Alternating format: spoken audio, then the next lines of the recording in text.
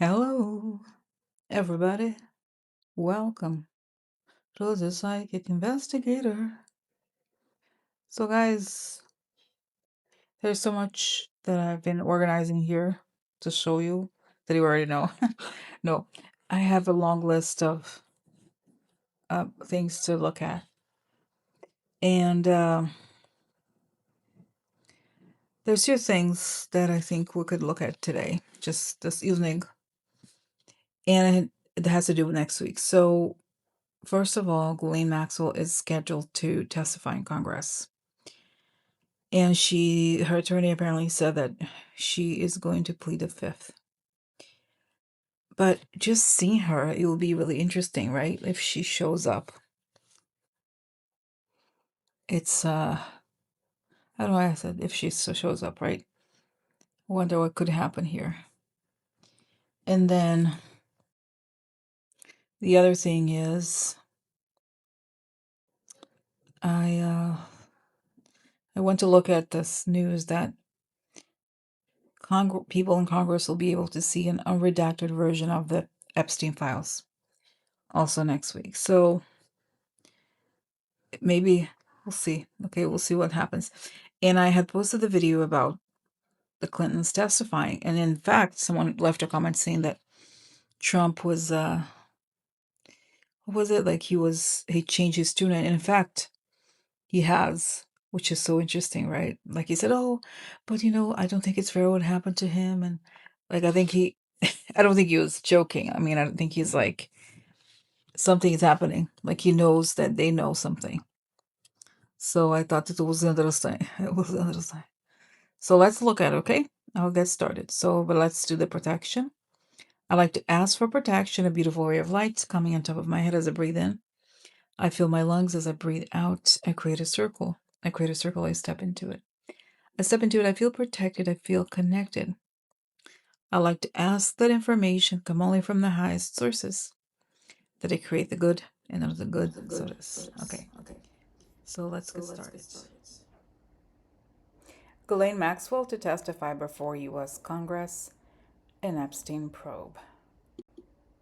Ghislaine Maxwell, the jailed associate of convicted sex offender Jeffrey Epstein, has agreed to testify under oath before the congressional committee investigating the federal government's handling of the Epstein files. Committee Chairman James Comer, who is leading the investigation, says Maxwell will depose virtually on February 9th. Maxwell's legal team has previously said she would decline to answer questions under her constitutional right to remain silent unless she's granted legal immunity. So that's the situation with what's scheduled, okay? Now, let's ask, so what is going to happen on the 9th? So the 9th is Monday, that's right. Is it? Yeah, Monday. So what's going to happen with the testimony, given how much has changed since this was the article was from January 22nd, and a lot of stuff has dropped since. And there's no way to deny like how so much has changed, right? I think there was a time when I think Trump, remember when he thought he could have her say certain things about makeup stuff? She said she would. Remember this? But she would only testify if she had immunity. Why would she have immunity, right? There's no reason. So what's gonna happen? And also, you know what? Before I ask what's gonna happen, let's ask what does she think of what's going on? Everything dropping. Okay, so what does Ghislaine think of what's happening now that a substantial amount of very incriminating files has dropped?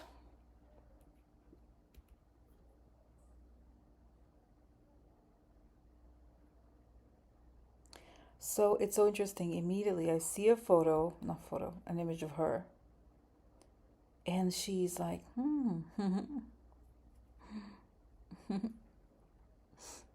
sort of giddy, because she has the same. I don't know if it's the same thing that Epstein does, but she's mentally ill in the sense that she thinks that she's innocent. everybody else is the bad guy. She's just she's been targeted, but she has done nothing wrong, and Jeffrey has done nothing wrong, and she's happy. And this expression of giddiness, like, it's because she sees how desperate these men are now and how they're losing their jobs. I mean, not all of them, right? But some of them. And how she sees the power in the information that she has. But what's interesting is that in this vision I had the same, it was just I saw her face, and then I saw this box. If you remember the vision the video I did, I don't remember exactly which one it was. It was a few days ago. At some point, it was about obviously EPS files. At some point, I saw the face of EPS's brother, Mark Epstein. And he was holding, there was a red, he was holding this red box, like an archival box that had a bow around it. And this box that I had seen then is the same box that Ghislaine is thinking of that she has. And that's why she still feels very powerful, because that red box has the tapes of Trump. And like I said before, guys, I have to find it because so much information comes through, right? It's this red box, even shows me there's like a velvety texture to it inside even. And there's the tapes, 3 tapes of Trump plus very incriminating photos, and it's all real. And she knows that that's her big prize. So when she shows up there, actually, no, I was gonna say, let me just not talk about the testimony, because that's a whole slightly separate question. Because the question was, I don't want to confuse you guys or me even. The question really was, well, how does Ghislaine feel right now? And she's feeling giddy, thinking of the fact that she has that box in her. She's not in her possession because she's in prison, but she seems to know of that box or have that box, and it feels like she has access to it. She could open it anytime. And it's the box of Trump's compromise. Okay. Now I have a question. Since I saw this box with Mark Epstein and Ghislaine, and I feel like there's only one box. It seems very, a special object. Like it's not like a computer file, right? Not to say that they could have reproduced it, but it's very special, this red box. So does she have this box, or somebody she trusts have this box? Does Mark Epstein have it? Because I saw him having the box. Who has it? Is it she or him? And are they working together on this?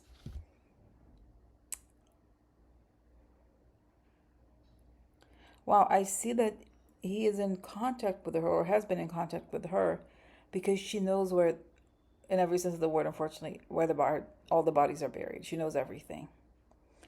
And I see she's telling him about this thing, but he has it. I think they have it in somewhere. And he's respectful, Mark Epstein, respectful of her, because he seems to think that she has his life in her hands, meaning she can protect him.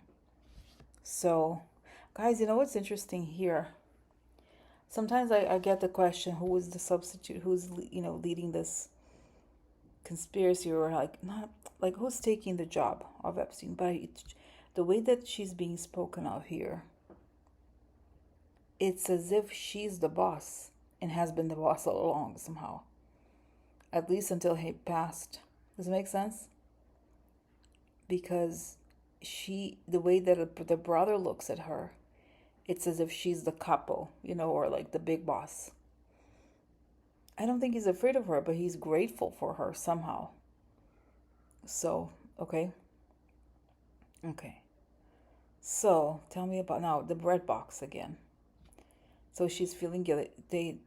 It's interesting because again, the image of Ghislaine, she's truly happy about it. She feels very powerful. Okay, but that's today. That's how she feels. Okay. Now let's move to the next. So the next question is so I had to ask this question before again I go to the question of Monday.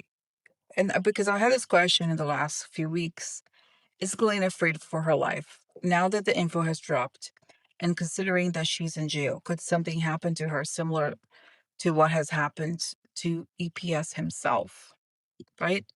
Or I'm just curious about the rest of her life after this. Okay, so what's happening with her?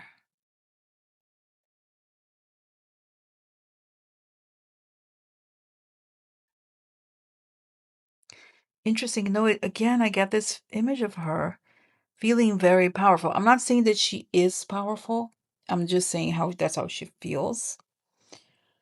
She seems, and it tells me the reason, the difference between her and EPS is that EPS was ready to rat them out, and she's not ready to rat them out.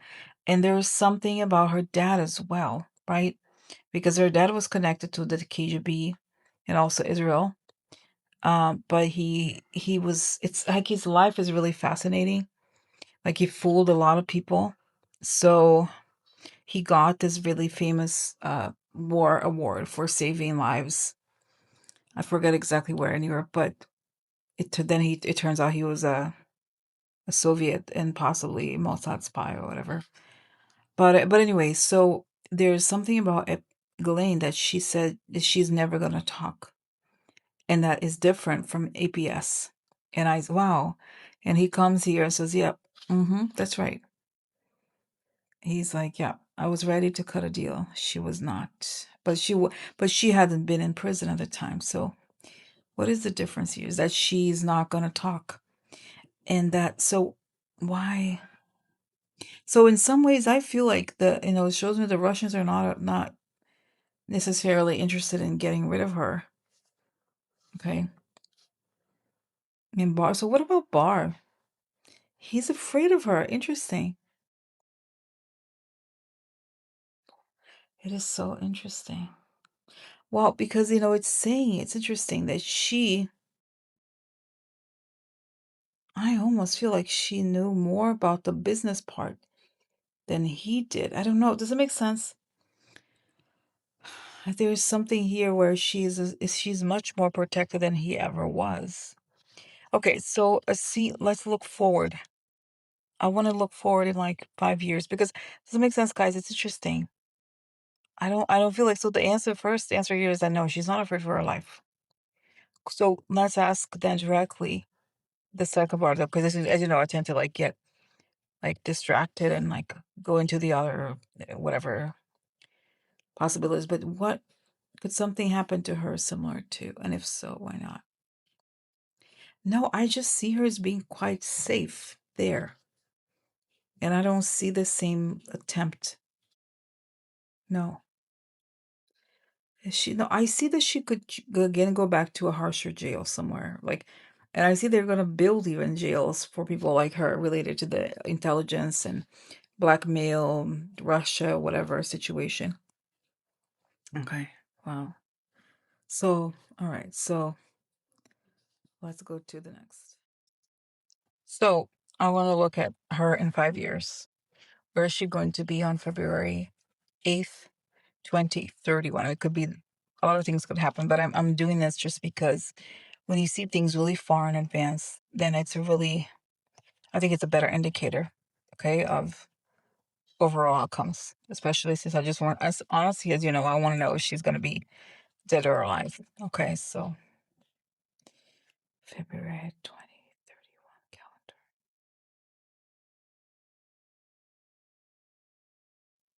She's alive.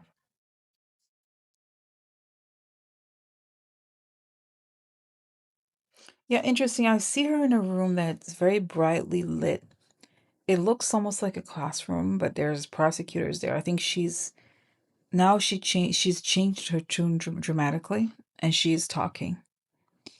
And I don't it doesn't feel like a prison, but she could have been transported to the place. Does it make sense? I don't feel like she's free, no. I feel like now that the whole scheme has been revealed, then she has no, because it's saying that the secret was how she had the power. Now that everything has come out, she has to talk, or it's almost like she's lost her power once everything is revealed. What I also find interesting here is that there's prosecutors, but then there's going to be historians that will have an interest in her. And since again she's some sort of psychopath with a huge ego, she wants to be interviewed. Isn't that interesting? So that's the story. Okay, now let's go to the final question, finally, which is about tomorrow. So tell me now that we have all the background, I have my questions answered here. All the background ones. Now we can go to tomorrow. So how will tomorrow go? Not tomorrow, I'm sorry, Monday the 9th. How will it go? Given that I have said before that her testimony in Congress, she's not gonna be there in person. It will be a virtual thing. So how is that going to be?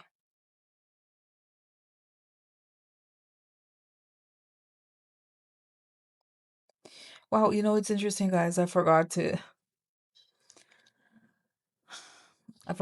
ask about this, but I don't know if I should ask about this on this one because it's connected but separate. When I asked the question and I saw Comer, I see it actually happening, but he's so shaken. He's so shaken because he has seen more stuff. And you know how there's news that Congress will be able to see the files unredacted. So he's looking at her, but he's almost like I don't know if he wants to throw up or if he's also afraid of her, honestly, because she knows I see that she's looking at him like ha ha ha. Well, why are you talking to me like that? I know everything. So he's terrified and shaken and complete in total shock. I know it's like, what was he expecting? I mean, but there's something about this, what they find out, that is just very, I think, yes, has to do with, it's saying, wow, it tells me, it's whispering, yes, it has to do with Trump. Somehow, I don't know that it's exactly in those files, but he will learn much more, that he will know for sure Trump is involved and has been involved all along. And it's almost as if he doesn't have the strength. He just goes through the motions and like completely, oh, okay, so can you tell us about this and that? Because he finds out the truth. And it's almost like he actually believes some of the propaganda that it wasn't true, that maybe he wasn't so bad, but when he sees the full depth of it, it's just it's like he's white, you know what I mean? Like the blood has left his face or something. And he is there, okay, well, thank you, blah blah blah. So and I see it again, that she gets this like feeling, the thrill of power, that she feels that even if she's in jail, she has so much power. So very interesting, guys. Wow, very interesting. Interesting times ahead, right? And at least until trash goes, it'll be intense. All right. Okay, so thank you for watching, and I'll talk to you tomorrow.